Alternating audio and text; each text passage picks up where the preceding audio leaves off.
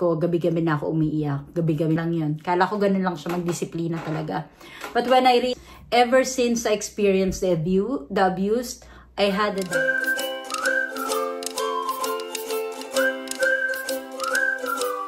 Hi guys! Welcome back to my vlog and welcome back to me as well. Kasi nga, ang tagal ko ring hindi nakapag-upload ng YouTube videos and I decided to do it again and again kasi nga medyo pag may nag-PPM sa akin through Facebook, ayan, may mga nagtatanong kung paano pa rin ba kami nakapunta rito sa Canada. And I would like to share experience since nakapag 2 years na nga kami.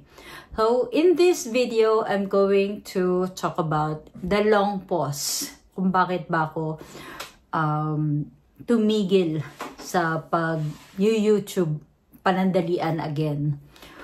Well, let me start by saying that I suffered a mild depression. So, hindi naman bonggang-bongga na to the point na I had to take medicine and all that.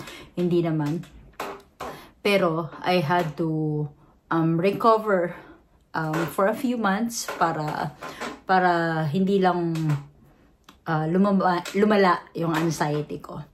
So, in that regard, I would have to file for a vulnerable open work permit, which granted me to look for another employer. And now, I'm perfectly fine with my new employer. So, in this vlog, again, I'm going to talk about paano ako nakapag-apply ng vulnerable open work permit, which granted me an open work permit for 1 year, and then look for another employer, at syempre makapag-start working. Kasi nga, dumating ako dito with an LMIA, or dumating ako dito with an LMIA closed work permit. So, syempre, with a closed work permit, hindi ka pwede makapag-trabaho sa ibang employer unless you will convert it to an open work permit. And it's not easy. So, unless asawa ka ng isang may closed work permit, and then kagaya ng partner ko, siya yung may open work permit kasi dati may closed work permit ako. So mga ganung pero hindi basta-basta siya nakukuha. And one of the things in order for you to get an open work permit is if you suffered abuse or if you are currently suffering abuse. So just like what I did back in December. So ano nga ba yung mga examples ng abuse? So there are verbal abuse, physical abuse, psychological abuse. Well, I'm going to put the link below sa mga example ng abuse na you can file to IRCC in order for them to grant you a vulnerable open work permit. And what are the requirements? So, may mga requirements yan. Hindi basta-basta na kapag nag-submit ka ng open work permit and you tell them that I'm suffering abuse, surely they'll ask you for evidences. And you are going to include that. I-include nyo yun sa application na ipafile nyo sa IRCC. Shoutout nga pala kay Sir Michael and kay Sir Ray na tumulong sa akin. So, with regard to this open work permit application. So, sila yung nag-guide sa akin para mapadali and para ma-sure na mag-grant ako ng open work permit. Kasi sobrang hindi biro yung na tama kong abuse with regard to my previous employer. Which is, I'm thankful to God right now. Also to God, syempre. Kasi nga, hindi rin naman dahil sa kanya. Wala rin naman kami rito sa Canada. And at the same time, wala rin open work permit. Anyway, so here are the requirements. So, kailangan nyo mag-attach ng email or text messages stating that stating the abuse. So, for example, pinapapasok kayo ng employer nyo more than what is listed in your contract. So, for example, 30 to 40 hours lang kasi ang full-time dito. If you're going to exceed more than 40 hours and walang pay yun, then that's one of the evidence that you can provide to IRCC na na-abuse kayo. Again, this is not limited to what I'm saying. So I'm not an IRCC officer. I'm only doing this based on my experience and based on what I provided when I applied for this one. So next, yung sworn statement. Yung sworn statement is like an affidavit from yourself or galing sa sarili mo regarding the abuse.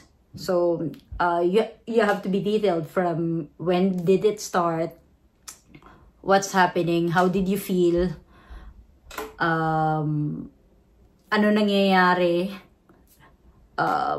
so mga ganitong letter. Sa akin kasi para mapadali yung pag lalagay ko ng events, ng series of events. Ever since I experienced the abuse, I had a diary. So, nakatulong sa akin yan para maalala ko kung kailan at anong oras nangyari yung mga bagay-bagay. So if IRCC is going to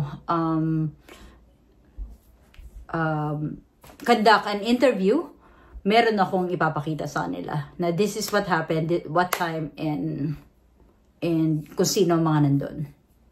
So next, pay stubs. So this is surely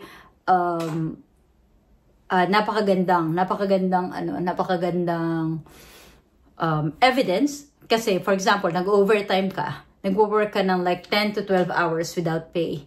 Then you have to have an evidence na nag-work ka ng ganong oras, nasa time card mo, or you can just put a journal and then maglagay ka ng time card not time card. Maglagay ka ng record para sa sarili mo na I work for this hour, from this hour to this hour, but when I look at my pay stub, it doesn't reflect that you paid me for these hours. Kasi per hour dito, by the way, per hour dito sa Canada, hindi siya per month yung bayaran. So, and iba pa syempre pag overtime pay. So as much hindi ko alam yung computation when it comes to overtime pay, but sa overtime pay kasi parang may additional amount pa siya, like 20%, I don't know. So basta ganon. Pag nag-work ka ng extra hours for the employer, kailangan mo pang magbayad. So next, showing injuries and working conditions. So siguro ito yung mga nag-a-apply sa mga kasambahay, sa mga nanny, sa mga yung mga personal support worker, yung mga nagtatrabaho mismo sa loob ng bahay. Kasi normally if you are showing injuries, kung minamaltrato ka, you have to take a photos of these and then you attach it with your application.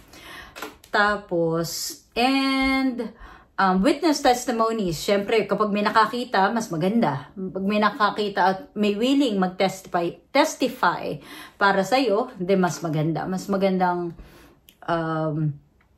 maganda kalalabasan ng ng application mo. Kasi nga, nakita nila mismo kung paano ka minamaltrato or kung paano ka pinapapasok ng ganitong oras na walang bayad.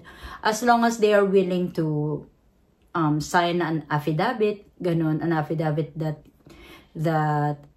they can fill out with their name, of course, or their contact number, just in case, again, kapag nag-conduct ng additional interview si IRCC officer with regard to your application. And psychological abuse. When it comes to psychological abuse, this is one of grounds kung bakit ako nakapag-apply ng vulnerable open work permit, sorry. So, paano ba ako nakakuha ng evidence for psychological abuse? Kasi nga puro verbal tapos ako lang mag-isa nagwo-work dun sa employer ko. Kumbaga dalawa lang kami. And napakahirap patunayan sa IRCC officer na bakit mo na-experience tong ganito. So, ang ginawa ko, like a few months before pa ako umalis sa kanya. Kasi nga like 1 month, 2 month, pinapabayaan ko. Kala ko, this is my learning curve. Kala ko, lang yun. Kala ko ganun lang siya magdisiplina talaga. But when I realized that, oops, teka lang, parang may mali Parang may mali na ginagawa sa akin. Parang mas sumusobra yung pagmamaltrato, yung verbal abuse. Alam mo naman, ma-feel mo naman yun kung nasa hangganan na yung hindi ka nag-iinarte lang, na hindi ka nagpapaka-sensitive lang. So mararamdaman mo yun kung na-abuse ka verbally, which is what I experienced before. So ngayon, ang ginawa ko, from that moment that I experienced that, I consulted the doctor and told them exactly what I'm experiencing, this, that. So, ang ginawa nila sa akin, ni-refer nila ako dito sa isa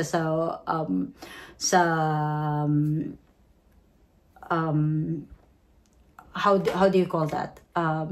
Well, it's a psychiatric center. So basically, ito yung center na kailangan mo puntahan if you are really suffering from any mental abuse, or if you are suffering from anxiety, mga ganyan-ganyan.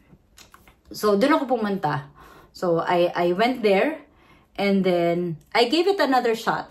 So si employer, pa lang ako noon, 4 months pa lang ako noon. By the way, tumagal ako na 1 taon sa employer ko. Hindi siya biro na araw-araw mo maririnig yun, araw-araw. Hindi biro na araw-araw mamaltratuhin ka, saan ka galing, bakit ganyan lang ginagawa mo. Kumbaga, my self-esteem and my self-confidence napaka-down ng panahon na yun. So anyway, yun na nga. So, 4 months pa lang ako at that time, nag-consult na ako sa isang mental health practitioner para meron lang ako record na yes, I did experience this and that. And then, I gave it another shot. So, sabi ko, kinausap ko sa employer, sabi ko sa kanya, don't treat me this way. If you have something, if there's anything that I did wrong, kung meron man ako pagkakamali, kausapin mo ako na maayos. Hindi mo ko kailangang maliitin, hindi mo ko kailangang ang sigaw-sigawan in front of the children. Kasi nga, nagtatrabaho ako sa daycare worker sa harap ng mga bata. Kahit mga bata yan, I'm sure naiintindi nila kung ano yung nararamdaman ko at that moment. Anyway, sige, natin yun. So, after a few months, naglaylo siya ng onti lang. Siguro 1 or 2 months, naglaylo siya. And then after a couple of months, like in September or October, yan na naman siya. Dire-diretso na naman siya. Dire-diretso na naman yung pang-api. So, yun na. And that was the time that I decided to apply for a vulnerable open work permit. Kasi hindi na kaya ng ng mental health ko, gabi-gabi na ako umiiyak. Gabi-gabi nang kinakausap yung partner ko na anong gagawin ko. So, but luckily, again, after a month or so, na-approve naman yung open work permit, and I was able to look for another employer. So, yan. So, that is my personal experience, and ito rin ang dahilan kung bakit nag-stop ako mag-vlog na naman. So, I'm going to try to be consistent as much as I can. Mag-upload na ako ng videos. Pinaramis ko sa sarili ko. I'm going to challenge myself that I'm going to upload at least 1 video a day.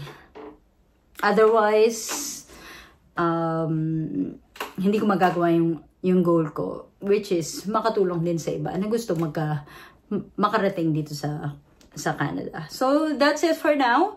I'm going to see you again in my next vlog. Again, my name is Za, and my vlog is Za Canada. Bye-bye! See ya!